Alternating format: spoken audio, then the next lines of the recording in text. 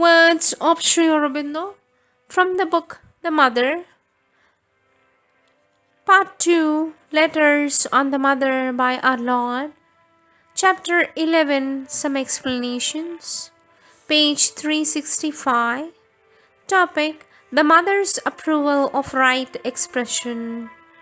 Sri Aurobindo says, why should you think the mother does not approve of expression?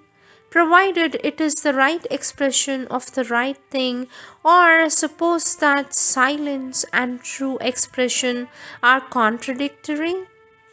The truest expression comes out of an absolute inner silence.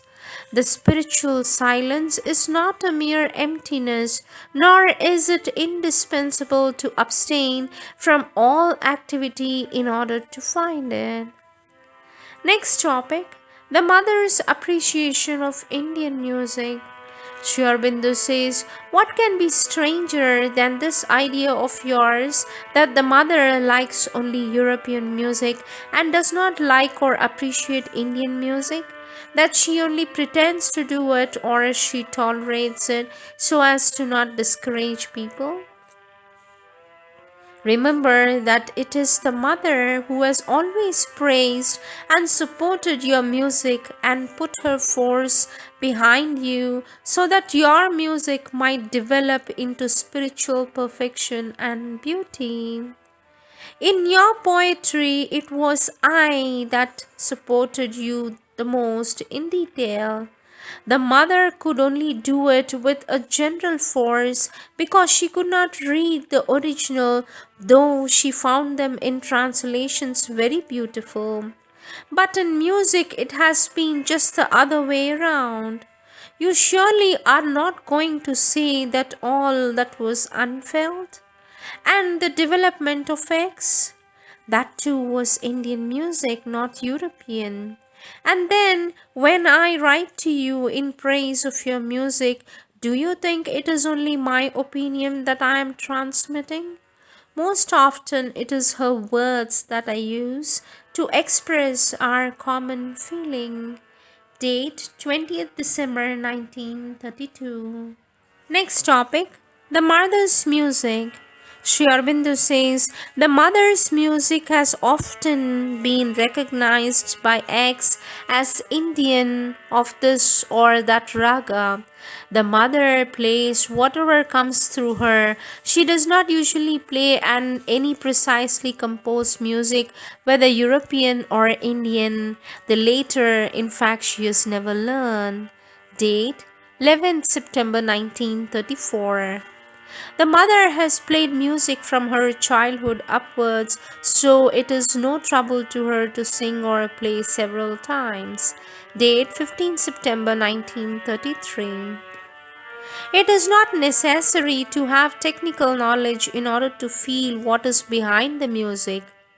Mother, of course, does not play for the sake of a technical music effect, but to bring down something from the higher planes and that anyone can receive who is open. Date 15 September 1933. It is not by knowledge of music that the understanding of the mother's music comes, nor is it by effort of the mind. It is by becoming inwardly silent, opening within, and getting the spontaneous feeling of what is in music. Date 1932.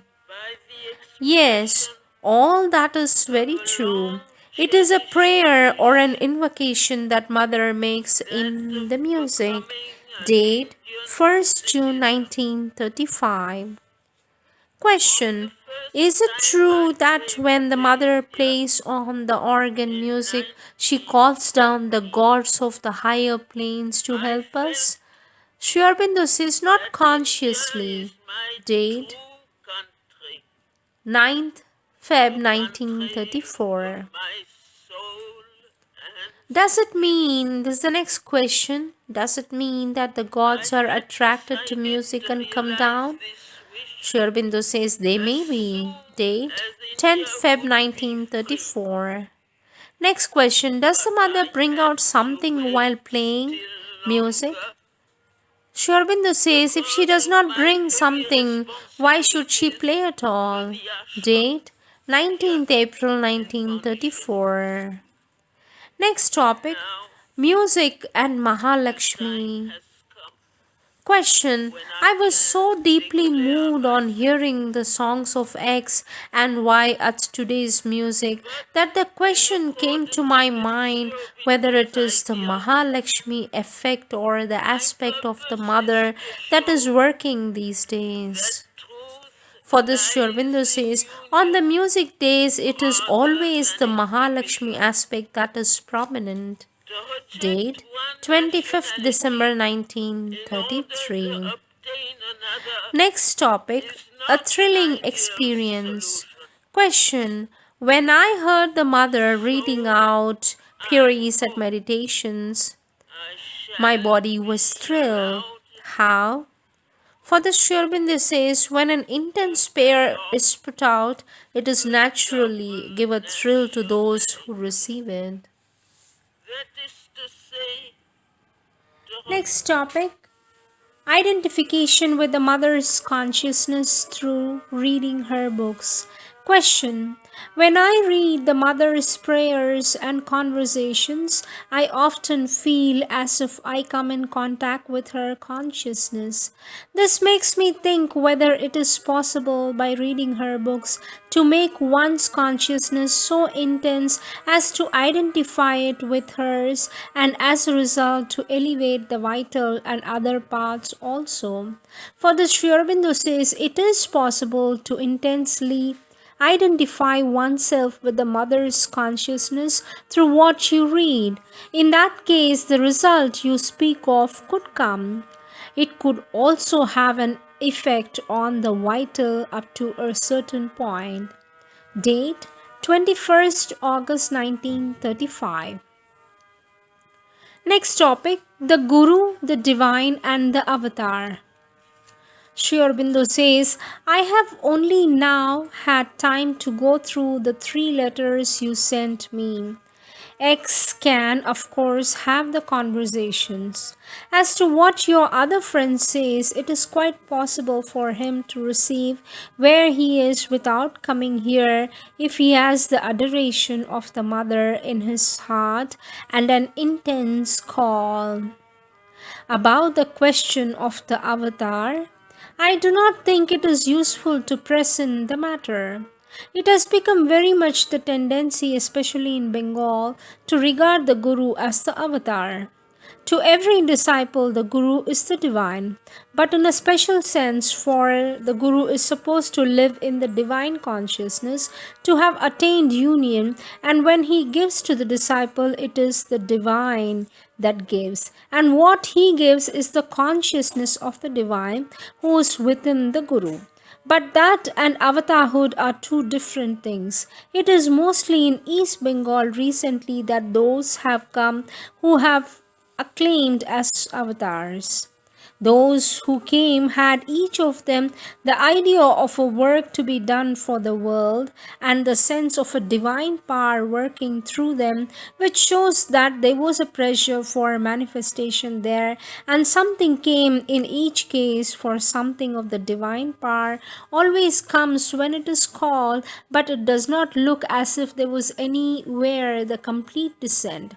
It is this that may have created the idea that the avatar was born there. It has always been said of the Advent that it has to come now, that there could be many in whom it could seem it had come, but the real avatar would work behind a veil until the destined hour came. I do not gather from what is quoted as said by your Guru that he claimed to be the avatar. It seems to me that he claimed to be a power preparing the way for the work of the Divine Mother, and even to indicate that all that he meant would be manifested not only by his own followers but by other gurus sampradaya, consisting evidently of those who had not had him for guru but had some other head and teacher. This is also confirmed by the saying that some other one than his disciples might be the means of his prakasha, that is to say, would be the means of carrying on his work and aiding the manifestation of the mother. If this meant proclaiming him as the avatar, I do not see how it can agree with the other saying that after his leaving of the body, the avatar would come to the ashram he had created. I do not quite know what is meant by Ayoni Sambhava. An incarnation is always through a human mother, though there have been one or two cases in which a virgin birth has been proclaimed, like in case of Christ and Buddha. The only other meaning, unless we suppose an unprecedented miracle, might be a descent such as sometimes happens, the Godhead manifesting in somebody who at birth was a vibhuti, not on once the full incarnation, but in the absence of a clear statement from your Guru himself. These are only speculations. I have written this much as an answer to your question, but I doubt whether it is necessary or advisable to write anything of it to your friends. They have their own feeling about the matter. It seems to me better not to challenge or disturb it. Date 25th August 1935.